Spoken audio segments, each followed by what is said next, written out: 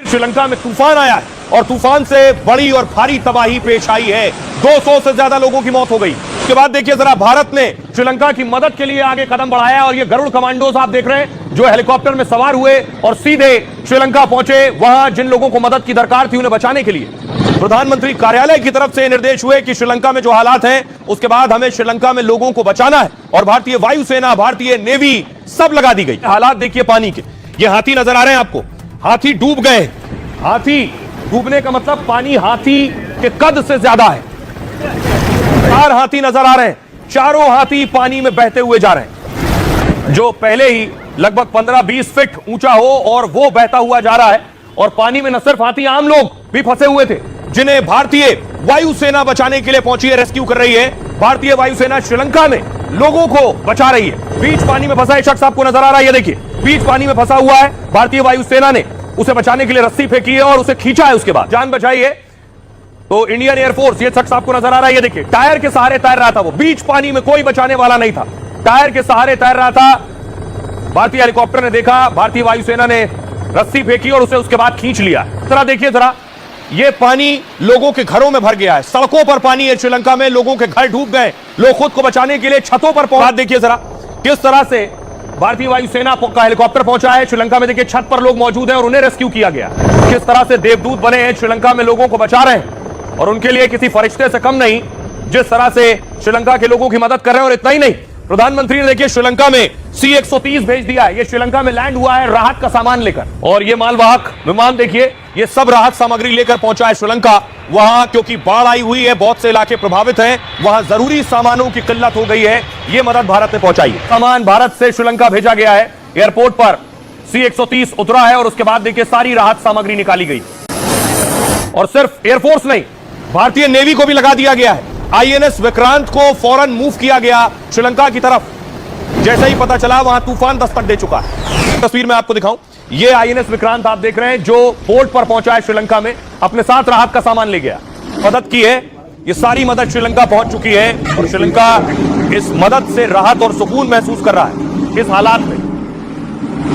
एक और तस्वीर में आपको दिखाऊं, एक और विमान पहुंचा है श्रीलंका मदद लेकर। ये आप देख रहे हैं एक और विमान C-130 के बाद ये 27 टन सामग्री लेकर पहुंचा है ये विमान। ओस में तबाही आई तो मोदी ने मदद पहुंचाई। श्रीलंका में बाढ़ से हाहाकार मच गया, जान बचाने और दाने दाने का संकट मंडराने लगा। तब मोदी ने हाथ बढ़ाया और ऐलान कर दिया कि हिंदुस्तान उसके साथ है। मोदी के ऐलान के साथ ही भारत के हेलीकॉप्टर और विमान श्रीलंका पहुंच गए। बाढ़ से बेहाल श्रीलंका को मानो उम्मीद और सहारे की डोर मिल गई। जहां सीने तक पानी भरा था और एक एक पल काटना मुश्किल लग रहा था, वहां मोदी के भेजे जवान मानो देवदूत बन गए। भारत के ऑपरेशन सागर बंधु और उसके रेस्क्यू की पूरी दुनिया में चर्चा है और मददगार मोदी का फिर लंका समेत पूरी दुनिया में डंका बजने लगा है। और भारत हर बार एक नजीर पेश करता है कि हम अपने पड़ोसियों के साथ कैसे खड़े हैं। देखिए जरा कितनी मदद भेजी गई, एयरफोर्स रेस्क्यू में लगी हुई है। तूफान के कहर से श्रीलंका में 200 से ज्यादा की जान चली गई, 1 लाख से ज्यादा लोग बेघर हो गए, हजारों लोग लापता हैं। तबाही इतनी बड़ी है कि श्रीलंका में इमरजेंसी घोषित कर दी गई है। आधे श्रीलंका में खाने पीने और इलाज का संकट मंडरा रहा। मुसीबत की इस घड़ी में लंका की मदद के लिए मोदी ने हाथ बढ़ाया। जैसे ही मोदी को पता चला कि पड़ोसी देश में कुदरत से तबाही मची, कहा हम अपने समुद्री पड़ोसी के साथ हैं और ऑपरेशन सागर बंधु भारत ने शुरू कर दिया। पीएम मोदी ने श्रीलंका को तुरंत मदद पहुंचाने और राहत सामग्री भेजने के निर्देश दिए। इसके बाद समुद्री और हवाई दोनों रास्तों से भारत मदद पहुंचा रहा है। कोलंबो में तेज रेस्क्यू ऑपरेशन के लिए बाकायदा MI-17 हेलीकॉप्टर तैनात किए गए। मतलब भारत के हेलीकॉप्टर श्रीलंका में बाढ़ में फंसे लोगों को बचाने में लगे। हिंडन एयरबेस से C-130 और IL-76 विमान राहत सामग्री लेकर पहुंचे।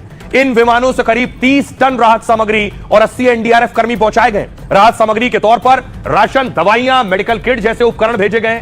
पुणे, चेन्नई, वडोदरा से भी राहत सामग्री और NDRF टीम भेजने की तैयारी हो रही। INS विक्रांत और INS उदयगिरी ने समुद्री रास्ते से कोलंबो में राहत सामग्री पहुंचाई है, तो NDRF की टीम पहुंचते ही बाढ़ प्रभावित लोगों के बचाव में जुट गई है। इस तरह से कोलंबो समेत उन इलाकों में जहां बाढ़ की वजह से चलना मुश्किल हो रहा है, वहां भारत के NDRF के जवान लोगों को बचा रहे हैं और सुरक्षित जगहों पर पहुंचा रहे हैं। श्रीलंका में भारत से गए करीब 400 लोग फंसे हुए हैं, जिन्हें निकालने के लिए भारत अब खास विमान भेजेगा।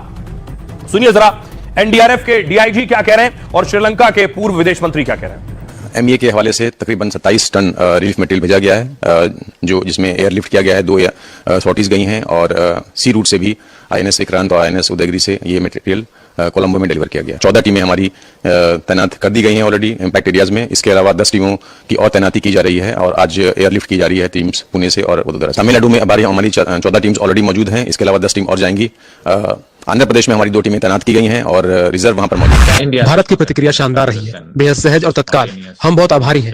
ये पहली बार नहीं है, भारत हमेशा से श्रीलंका का एक अच्छा दोस्त और एक बेहतरीन पड़ोसी रहा है, इसलिए उन्होंने पड़ोसी नीति के साथ अपनी प्रतिष्ठा को बनाए रखा है। मैं आभारी हूँ कि ऐसे समय में जब श्रीलंका को सबसे ज्यादा जरूरत थी, भारत ने मदद की। मुझे याद है कि आर्थिक संकट के दौरान भारत ने क्या किया था, तब मैं वित्त मंत्री था।